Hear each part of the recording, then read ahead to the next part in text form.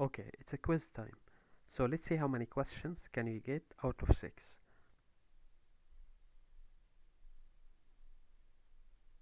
So we will be asking about the nerve that is injured during the following conditions.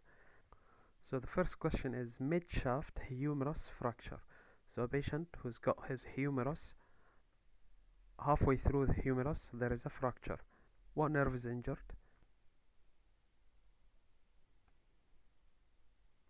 So the answer is the main radial nerve. The reason I said main radial nerve is because it's not any branch of the radial nerve, it's the radial nerve itself.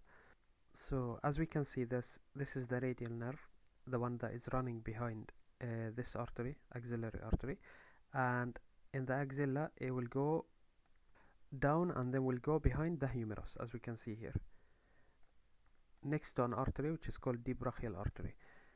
And this is a picture of the radial nerve from the back of the arm. As we can see, it's running behind the humerus. So the broken bone could move and could go back and compress the radial nerve and cause an injury to the radial nerve. Okay, so next question. Subluxation of the radial head. Which nerve will be injured?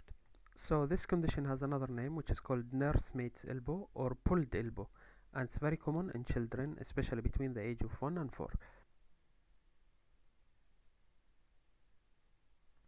And this typically happens when the arm is pulled suddenly.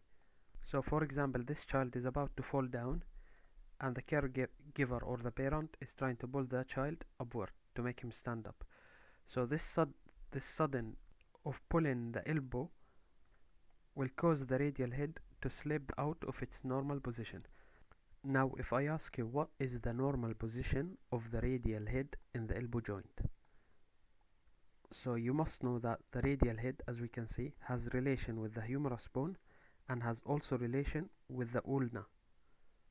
So with the ulnar bone, the radial head is within the radial notch of the ulna. So this is the radial notch of the ulna. So as you can see, this is the elbow joint and this is the ulna, this is radius bone, and here is the ulnar, here is the radial notch of the ulna, as you can see here, this part here, and this what it looks like from the back side.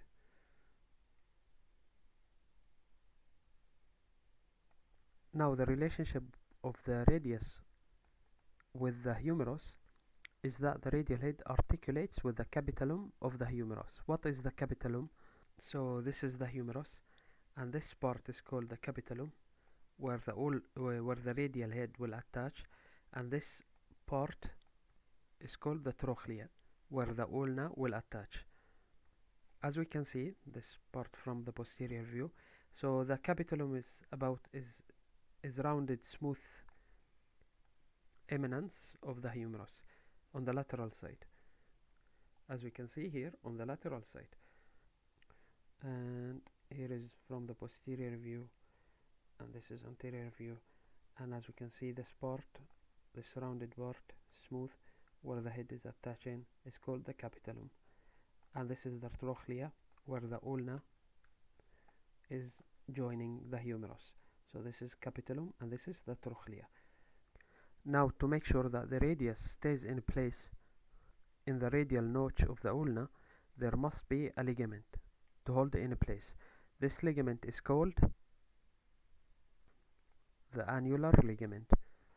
So in radial subluxation, the radial head will slip partially out of its normal position, as we can see when the hand is pulled, so the radius will slip out of its position.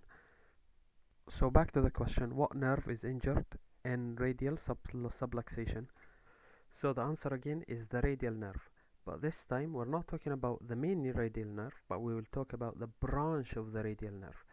So the radial nerve at the elbow joint, it will give a branch, and that branch is called deep branch of the radial nerve, and has another name which is called posterior interosseous nerve. So here is the radial nerve, and as you can see, it will give a branch, a deep branch, that will go through the supinator muscle, and it's called supinator canal. And here is another posterior view of the radial nerve. So this is the main radial nerve, and this is the branch that it will give, and it will go through the supinator muscle through a canal called supinator canal, as you can see here. So the nerve injured in subluxation of the radial head will be the deep branch of the radial nerve. Okay, I think that's enough for the video, so we will answer the other questions in another video. Thank you.